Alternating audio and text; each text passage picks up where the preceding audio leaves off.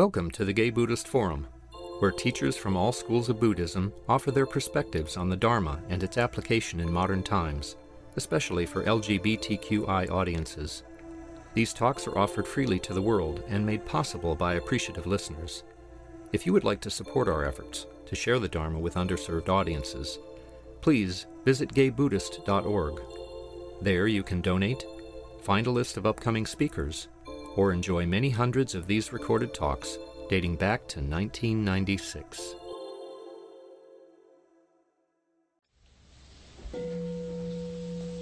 Welcome back. It's our custom to go around the room and say our names.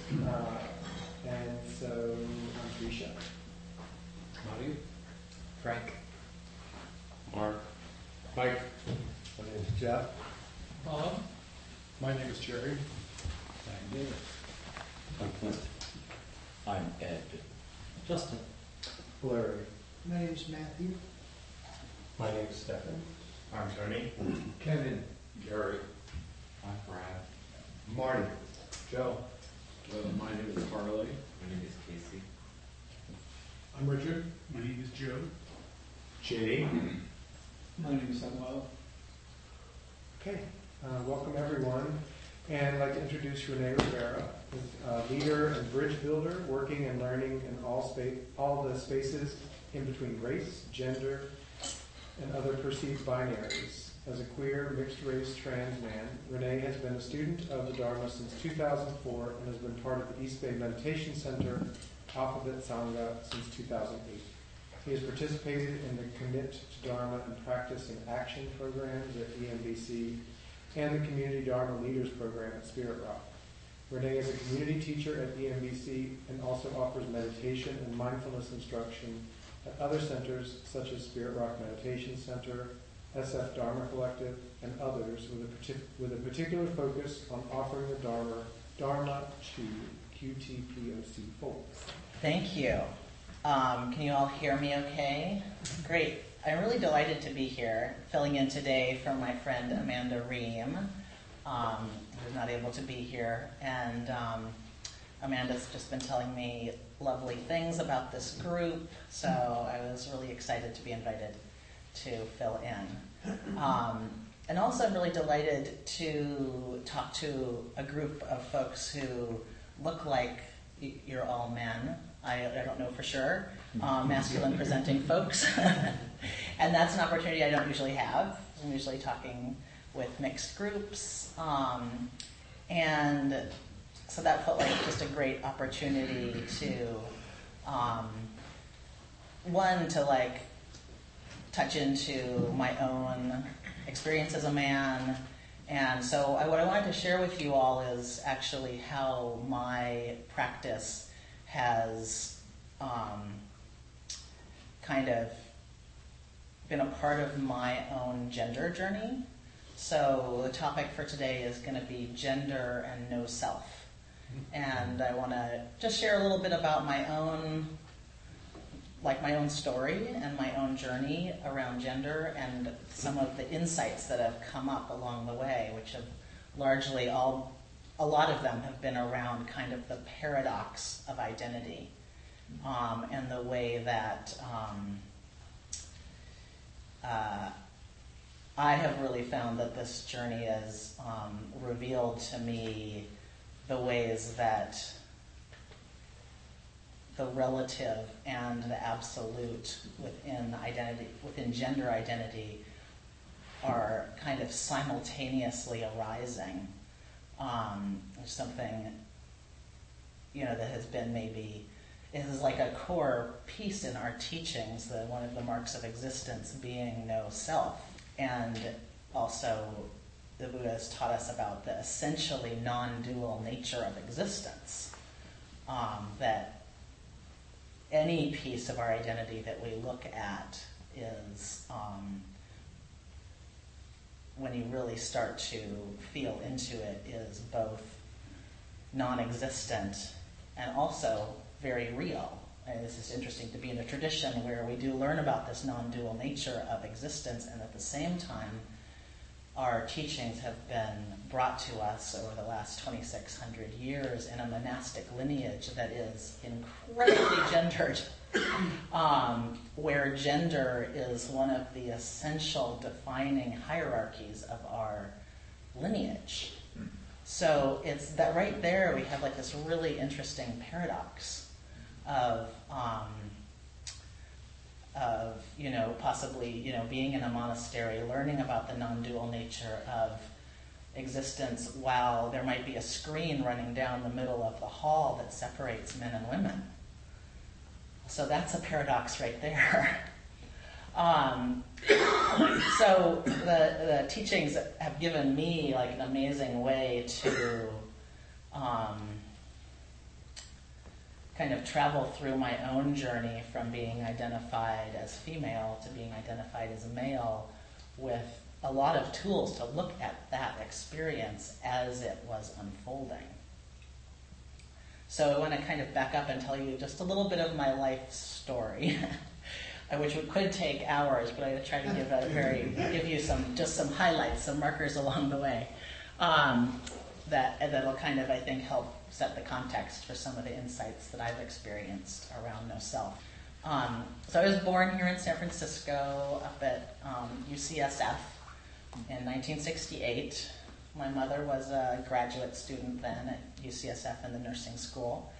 And back in those days, you may remember, no one knew the gender of their child when it was born because people didn't do amnio or any of the technologies that we have now. Like, there were no gender reveal parties because nobody knew until the baby popped out, right?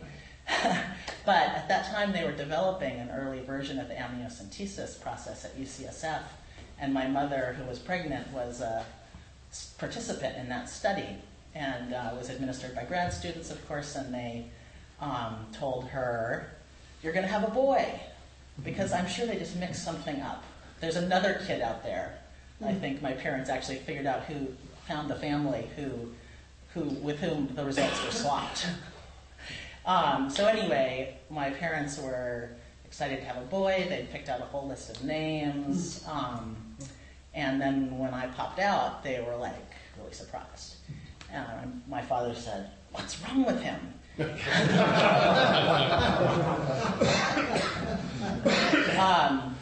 So then, out of the list of names that they picked, one of them was René, which is also a girl's name. So they named me René. And because of that, I have chosen to keep my birth name. And when I transitioned, I just dropped the extra E off the end. So that was really easy. So one of the things that meant is I actually had a very different experience growing up than a lot of folks who knew they were a different gender than they were assigned at birth. Because my family had kind of this, it like made sense to them that when I was 2 years old, I started to say, "No, I'm not wearing dresses. I'm only wearing boys' clothes." There was already like a little context there that they were like, okay, maybe they, by talking to me as a boy when I was in the womb, somehow something happened. They were like, they were open to that possibility. And so I was very fortunate to have never gotten any pressure to present as female when I was growing up. My parents, they were hippies, they were free thinkers, they were also terrible parents. And so I think my mother felt like she was didn't have to worry about me as much if everyone thought I was a boy. She would even tell me that. She said, "Well, I don't worry as much when I was out, hitchhiking at 10 years old or running, not even coming home at night, running around with my friends. She worried about me less." And so that was like, it was a double-edged sword. It was like, I don't really have the wherewithal to really watch out for you, but I'm glad you're safe. Or safer, because we know that boys are not actually that safe. So I had a very unusual experience of often, my parents didn't, refer to me as a boy or use male pronouns, but if someone else did, they wouldn't contradict it. So it was kind of something I felt very lucky to have had that experience. At the same time, my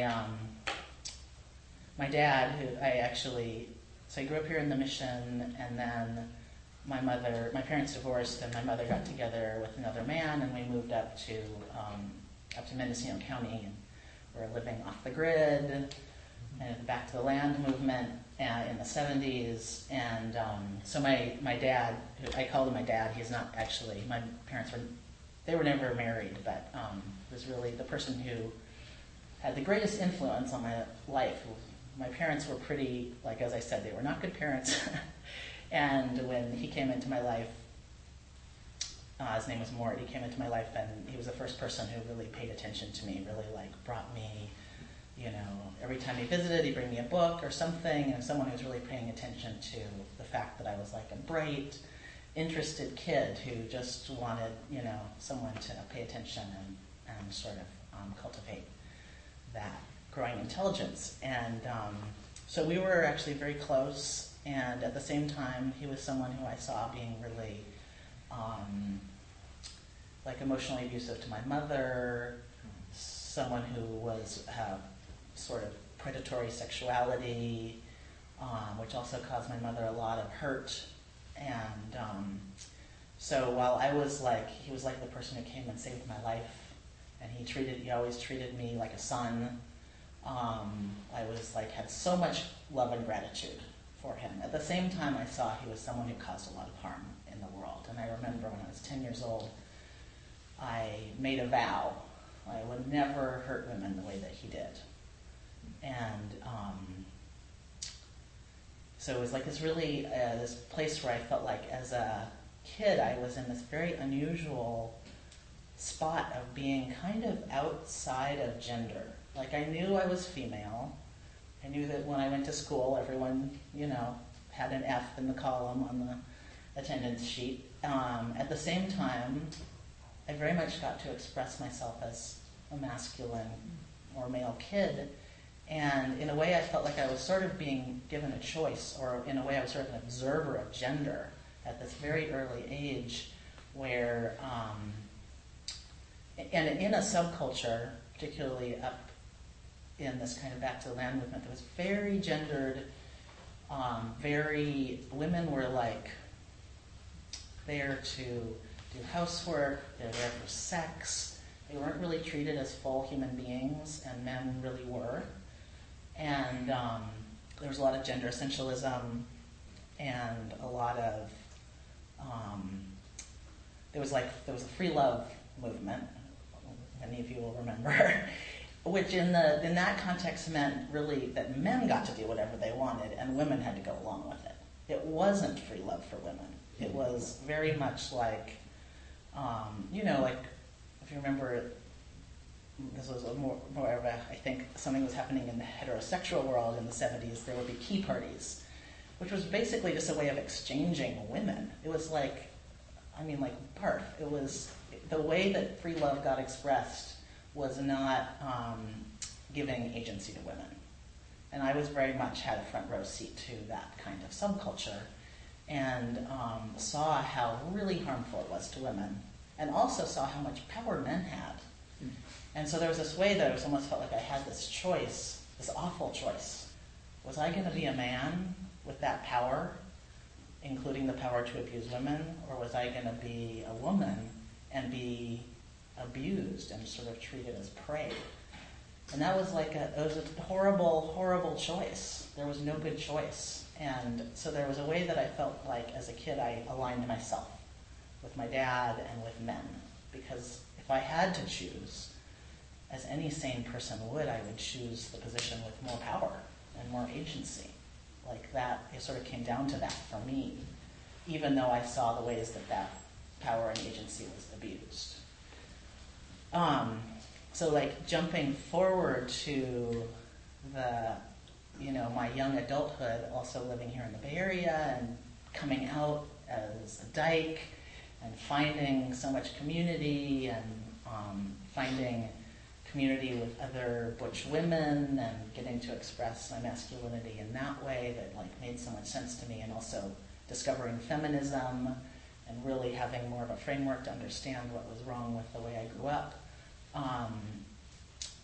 I really embraced that. And when I first met trans men, which was probably sometime late 80s, early 90s, I felt like it was a betrayal of feminism to choose to become a man, to become that, I had internalized so much this notion of men as abusers that I felt I would be betraying myself, betraying the women I loved to make that choice.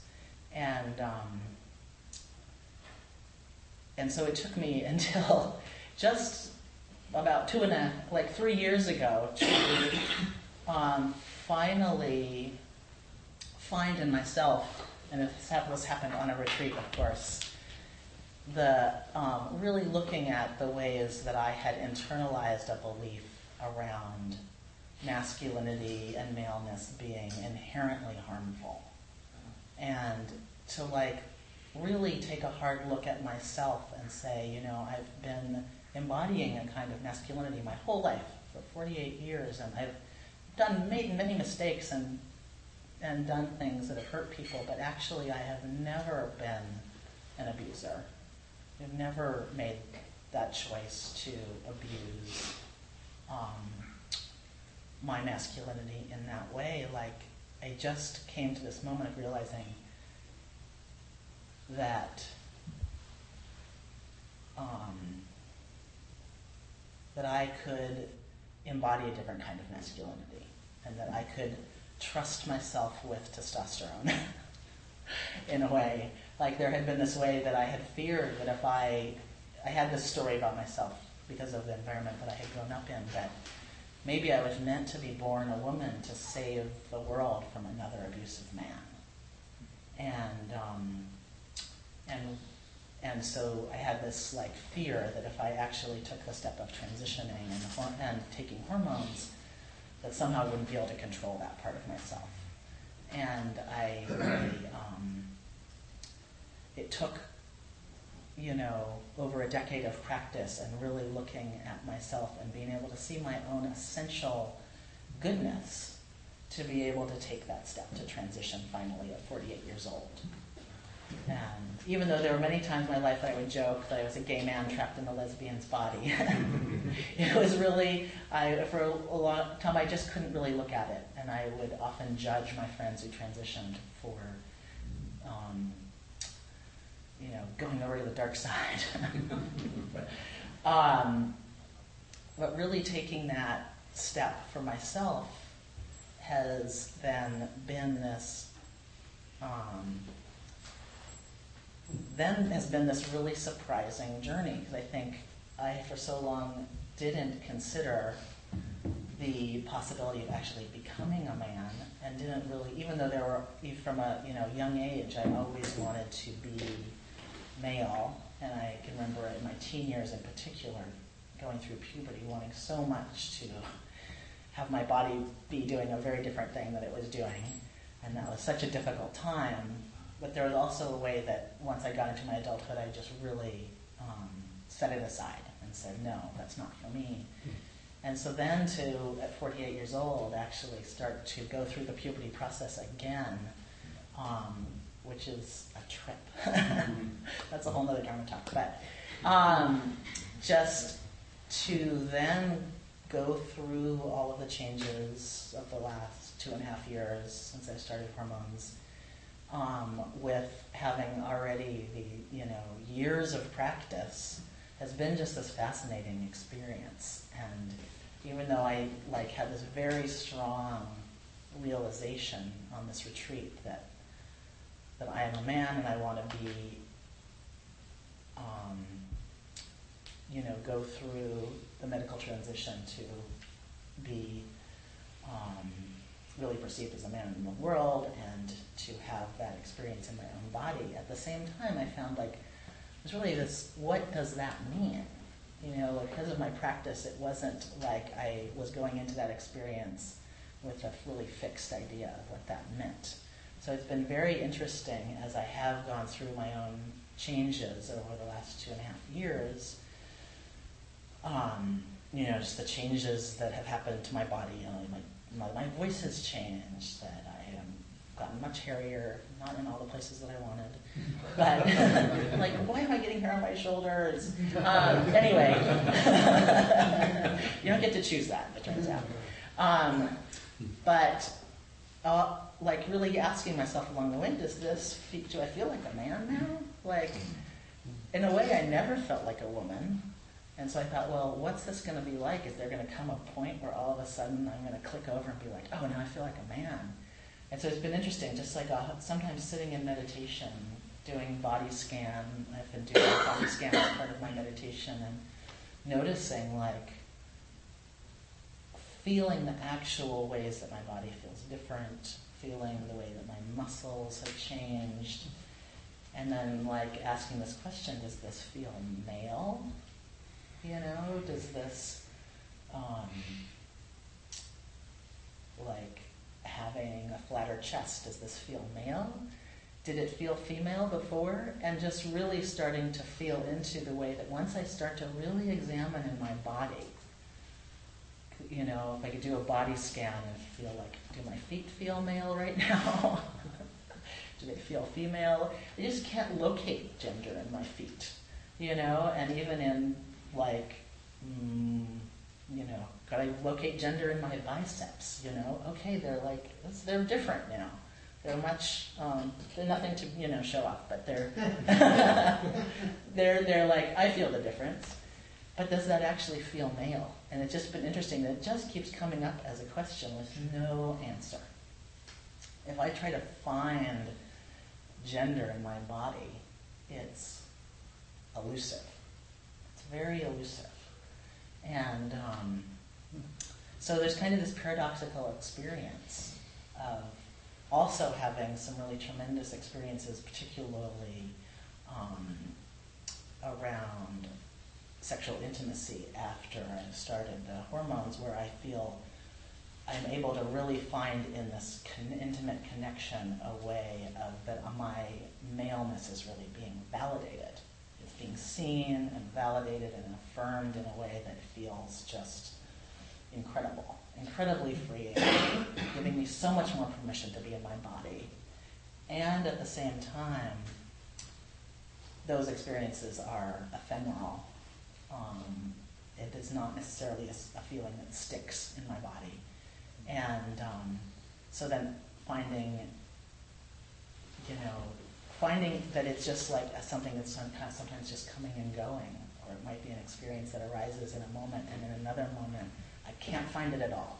Mm-hmm. And it's not even as though I'm really striving to have that. It's more like coming with a lot of curiosity of like, is there ever going to be a moment when I arrive in maleness? And I haven't found it yet. Maybe it's 2 more years from now. But I sort of suspect that it'll continue to be this question and continue to be this paradox of the ways that it's so important to me to be recognized as male. It's so important to me to now have the experience of walking through the world.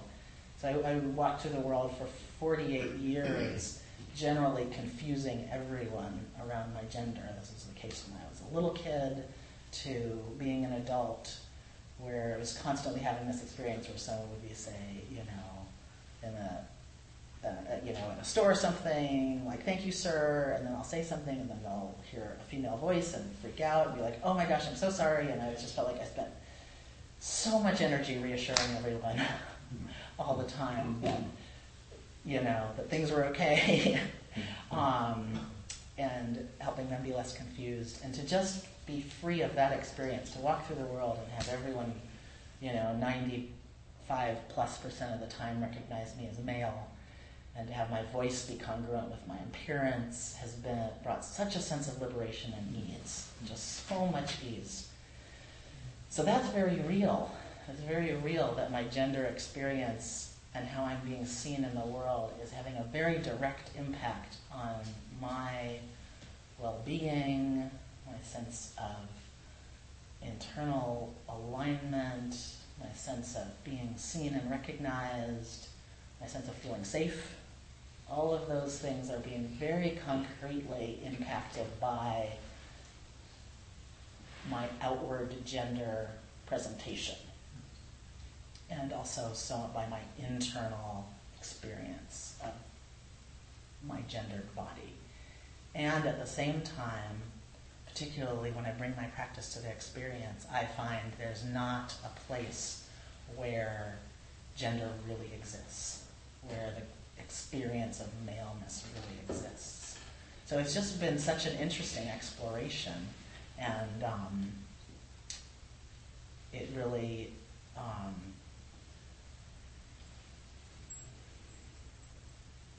I just, for myself, like I just continue to bring a lot of curiosity to this paradox of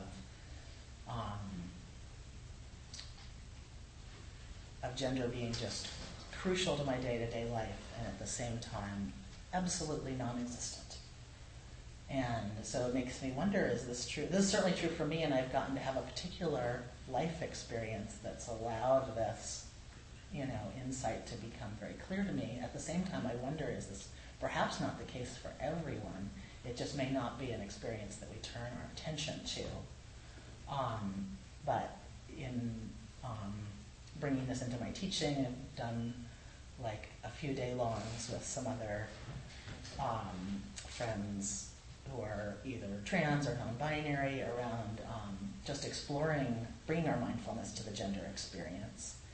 And we've done that from mixed groups of trans, non-binary, gender non-conforming, but also cis-identified folks.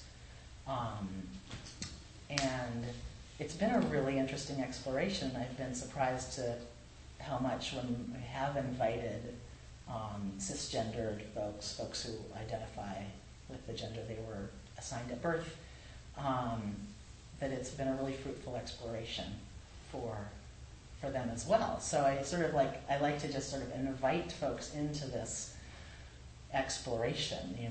If you find, in a sitting, a meditation, bringing your awareness, I can invite you to bring your awareness to this element of gender and to see, where does it show up or not show up within the experience of being in our bodies. And then I think also, I'm really bringing this awareness into how I relate to our lineage.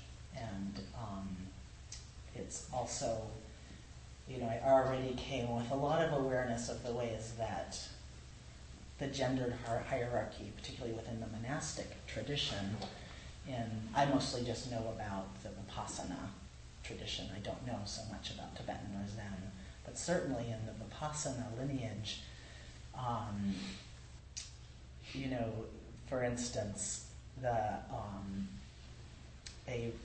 monk who was ordained yesterday, who could be 5 years old in the, if we're talking about monasteries in Asia, it outranks the most senior nun. And so there is this sort of built-in subservience of the nuns within, at least within the Theravada.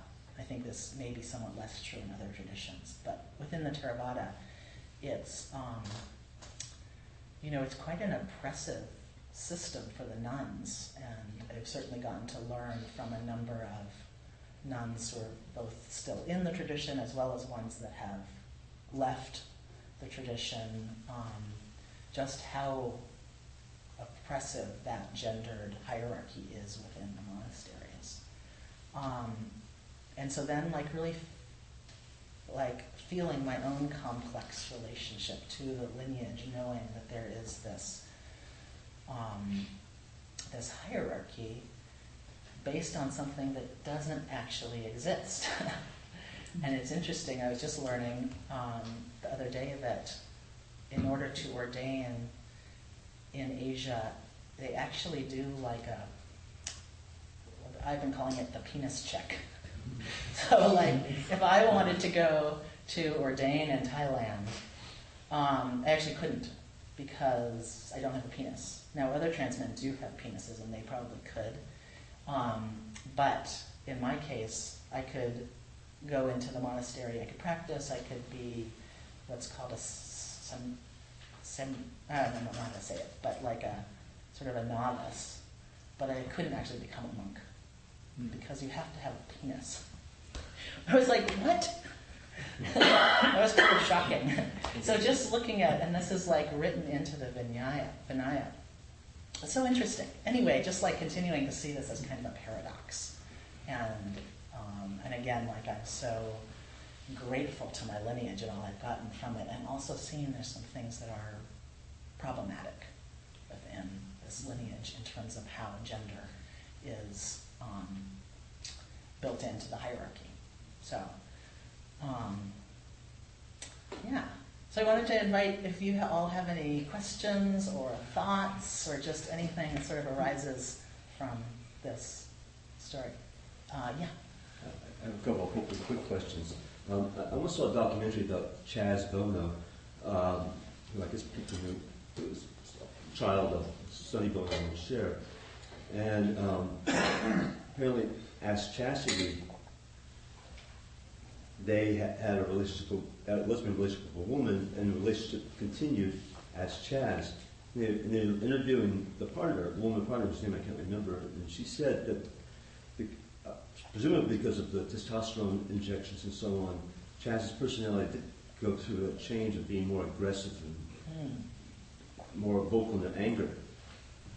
And so my first question is, you talked about the physical changes that you were noticing, but do you think you see a change in your personality from this transition?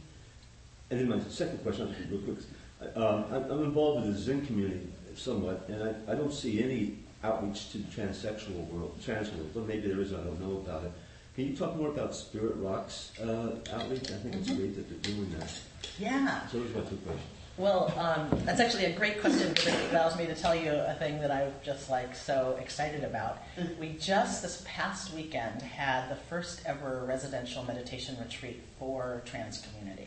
And it was down in Big Bear. There's a new retreat center in Big Bear. It's called Big Bear Retreat Center. And it's being, the retreats are all being run through Inside LA. So to find out more, you can go to the Inside LA website. So they just gave us tremendous support to do this retreat. So we had 50, we actually sold out, we had 50 people, and it was so beautiful and so magical to have folks come together and practice together and be in community and really like have an incredible container for the suffering that is in our community, and also an incredible container for connection and joy. So I just want to like share with you all how really healing and transformative it was to have this retreat. And Spirit Rock has also been doing the last several years day-longs for trans community that I've also been a part of. And I know the first time that, as I had been on the Spirit Rock board, I was on the Spirit Rock board for quite a while and leading their diversity committee, and really, you know, this is one piece I wanted to bring, is to really I often had the experience on retreats at Spirit Rock of being the only gender nonconforming person or the only trans person on a retreat, and it's hard when you don't see yourself reflected at all. Even, again, it's the paradox. You're not there to have your identity reflected, and at the same time, for most people, they do. You know, you come and you do see something of yourself reflected in the Sangha or from the front of the room. And the first time we had a day long and I saw all these trans folks coming into the community meditation hall, I just started crying. It was so incredible, so beautiful. So thank you for that question. And this is the piece about, it has been really interesting with practice to watch the ways that my brain is changing with testosterone. I have not experienced anger or aggression, though many folks speak to that. For me, the biggest piece that I noticed was risk-taking behaviors. I would just notice, like, I bike everywhere, and I noticed immediately I was much more likely to run a red light than I had before. But it's funny because I would remember my risk tolerance before testosterone versus my risk tolerance after testosterone. So I would be like, so there was this interesting dialogue that would happen in my brain where one part of my brain would be like, run the red light, and then my other part of my brain would be like, remember? Remember, that's not safe. So it's been that's been the biggest thing for me, is just noticing increased confidence, which I would also pair up with lower risk aversion or higher tolerance for risk. So it's been interesting then to just see like that tendency to be less careful. And then luckily I have all this experience of being more careful to temper the times when my brain wants to be less careful. There's an observation. I was out in Tassajara, and there's a bathhouse, men and women, but there's a sign now saying, please use the side that you're most comfortable, which was not there in June. I was there in August. So speaking to the Zen Center, I thought it was like tremendous. Yeah, fantastic. I saw a couple of other hands. Yeah. All I can say is thank you for doing this. So many other comments. And the other thing, first thing, I don't know if you're familiar with the Journal Scientific American. This month they have a fascinating all-issue discussion of things like truth, perception, and reality. And I would just suggest it for you to glance in. It's kind of amazing. You mentioned speaking about a lot of these issues with your mother, but you didn't mention other people that you really talked about any or all of this stuff with. And I wondered, as you're growing up with all this in your mind and body, were there sufficient people that you could discuss it with along the way? Right. Professional or not professional? Right. Yeah, interesting. One piece is I have siblings, and we talk about all of this. So I'm very close to my siblings, and they're like particularly my two sisters. I feel like at least I had a few other people on the journey with me who understand what it was like. But interestingly, in my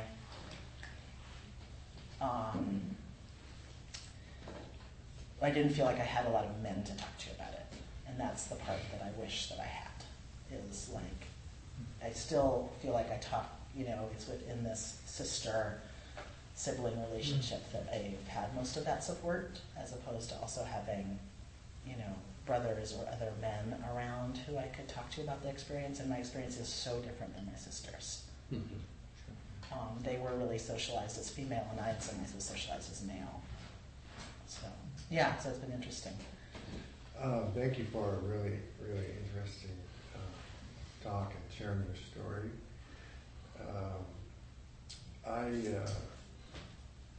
Especially in the context of the non-dual teachings and the relativity and the absoluteness of things, I had a somewhat similar experience. In my 40s, I was getting testosterone injections because my testosterone was actually low. And I really was amazed how much it changed my behavior, risk-taking. I became much more extroverted, and I felt like I could run with the big boys, and see what that was like. And I didn't always keep my judgment. Let's put it that way. But it was a fascinating difference, and at that time I was still going to clubs actually, and there were a lot of people in the community with HIV getting testosterone injections, and I could tell who had gotten injections and who couldn't, who didn't, by how extroverted they were about their sexuality. And the way they were sort of like with their high beams on all the time. Yeah. So I can relate to that. Yeah. Fascinating, but as you gender transition, I've never heard it explained in such a great way. Thank you. Thanks. Yeah, it reminds me of another piece that really changed for me. I actually had my entire adult life I have had an anxiety disorder, like panic attacks. It was something that my practice had really helped me to manage, but it was still something that would happen sometimes every few days.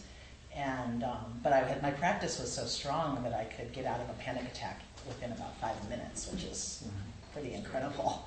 So it was sort of like, oh, there it is, and then it's gone. But the testosterone like wiped out 90% of my anxiety. Like I don't have it. I have very, very little now, and that's like I don't know other folks who've had that. That may have been something about how I never got like a baseline hormone levels before starting on T, but it may have also been that there was some hormone imbalance. It was like the hormones and emotions and all these things are very, very connected. But for me, it was just like turned off the anxiety, which is amazing, unlooked for benefit. Yeah. I saw another hand. Yeah. Thank you for sharing that you can't locate gender. I find that really profound, especially from a Dharma perspective. I'm a cisgender male, but I've done a lot of retreats, and there have been times when gender and race just kind of disappeared, especially in states of samadhi. And that always makes me kind of fall back and think, well, gee, if I wasn't so heavily conditioned into this identity that I've got, I'd be a lot freer. So I have I kind of envy non-binary folks. But I appreciate your sharing that, your experience with that, because I think that might be true for a lot of us if we had the opportunity to explore. Right. It's really interesting to see with youth these days the extent to which, it seems like there is some differences in how the conditioning is happening. And so many youth are identifying as non-binary, and yeah, it's like a fascinating, like, are we actually on the edge of some kind of shift? I don't know. And of course, we're in our Bay Area bubble. But it's a very interesting question. Thank you. I just want to thank you for your open-heartedness, your vulnerability. I hope that the whole world is very glacially, slowly transitioning itself to it doesn't matter what gender you are, or what color you are, or what socioeconomic class you are. It's still, that's all a problem, but it feels like it's slowly edging toward that. And I think the only way is for people to talk about it, it's like the fear of the unknown. Even as a gay man, I have my own sort of curiosity and fear around being trans, or I don't know, I don't understand it. Because just like straight people never understood how I was gay. So it just opened me up to hear your story, and I feel like that's what everyone needs. And thank God it's on television, it's in movies, it's in the news, it's everywhere. It's starting to get it all churned up, and so I'm hoping that we're transitioning that way. And I teach little kids, and it's they're 5, and they're right at the age where they're starting to actually, with parents' guidance, unfortunately, get into gender roles. And because prior to that, it's a little more fluid, and boys can have their favorite color pink, and I had a girl that wore a Captain America t-shirt. It's it doesn't matter. It really, for them, it really doesn't matter until you tell them it matters. Until the culture and society tells them it matters. So I'm trying to tell them it doesn't matter. I'm trying to fight that with little ones. But it's really an interesting thing, and I think that the way to it is this sort of education and communication. We had a kindergarten student who transitioned in pre-K. She was a twin, and so she was a trans girl in kindergarten. And at that same year, we had a non-binary art teacher who came in, and when they walked in the room, the kids all looked up, and they said, and 3 at a time said, "Are you a boy or a girl?" And they said, "Yes." And then the brother of the trans girl said, "She's transgender." I was like, yeah, we're getting there, really slowly in our bubble. Right. Anyway, Yeah. thank you for putting it out there and making it a comfortable thing to talk about. When you came in, I was like, am I supposed to say he or they? Yeah, I prefer he, him pronouns. Thanks for asking. Yeah, and it's such an interesting thing. And I love that age where kids are like, are you a boy or a girl? Like, because they know, like, they're putting their gender conditioning into place, and it's actually quite hard to figure out, like, what are all the gender markers. And you know, I've actually had a beard since I was like in my early 20s, and so I got a lot of those questions. And so then it was interesting just like even to have a conversation, like, oh well, what do you think, and what do you, because kids are just in that point where they're trying to put the puzzle pieces together, and gender is not easy to figure out. But then to see how powerful it is, like I notice when I'm walking around with my dog, people are always like, oh, is your dog a boy or a girl? And I'm like, why in the world do you need to know that my dog is a boy or a girl? It's just so funny that our minds want to gender everything. So I've been doing like a practice for myself around animals and not assuming their gender. Because I notice, for instance, that I'll often say that like birds are he. Like it's funny that I take whole categories of animals and give them genders. Like for whatever reason, birds, I will say he, and other, you know, like, yeah. So I'm making assumptions about the animals, and so I've been kind of like trying to practice and always use they/them pronouns for animals because I don't know their preference. But it's also just it's like a practice about like intervene. Like this chance to like intervene when the mind wants to gender everything. So that's like, yeah, that's been kind of a fun practice. This research has shown us the second thing that animals try to figure out after is it safe, what gender is it? Right? Yeah. So I think, let's see, we're at time. Okay, so, well, thank you. Thank you all so much. And now is the time for announcements. Anybody have one or two or three? Yes, just to remind everyone that the GDF annual retreat is October 11th through 13th. We still have some space. There are some flyers on the table. If you have any questions, you can talk to Jerry or myself.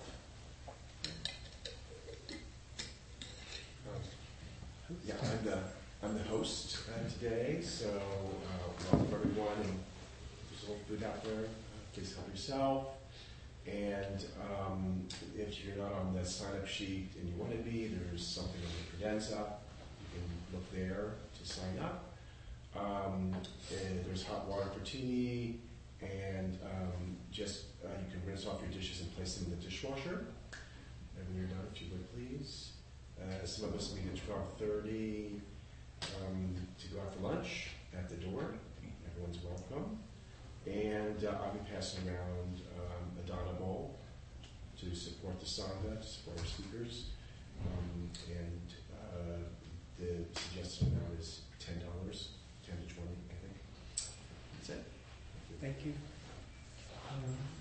Yeah, for the new folks, just feel free to hang out. We're going to be out there for half an hour chit-chatting. And Donna, if you look on by the bowl, there's a little explanation of Donna, which is we just sort of passed the hat, and we used the money to rent this space to do monthly, is it monthly dinners or monthly at Larkin Street? Monthly dinners at Larkin Street, and we send out mailings to prisoners, Buddhist prisoners, gay Buddhist prisoners, incarcerated people, and so we do a lot of outreach, and the money all helps support that.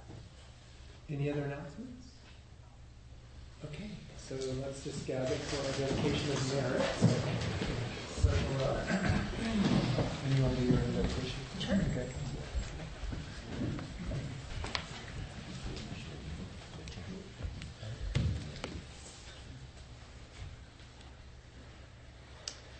Just taking a moment to reground into our bodies, into a sense of stillness. May the merit of our practice together here today, our inquiry, may it ripple outwards. May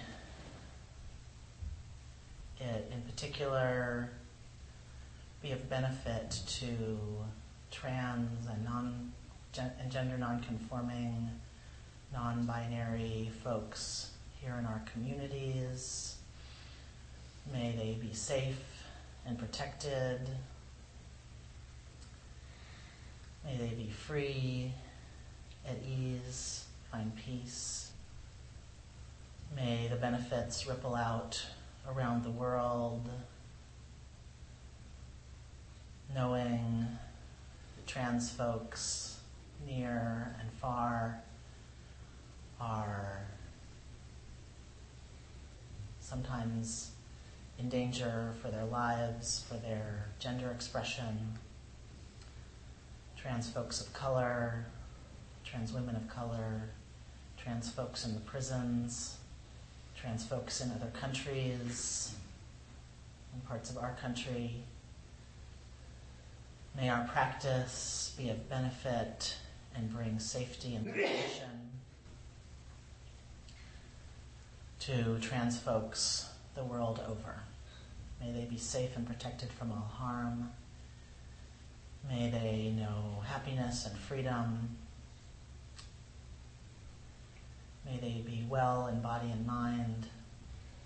May they be free and know peace and liberation.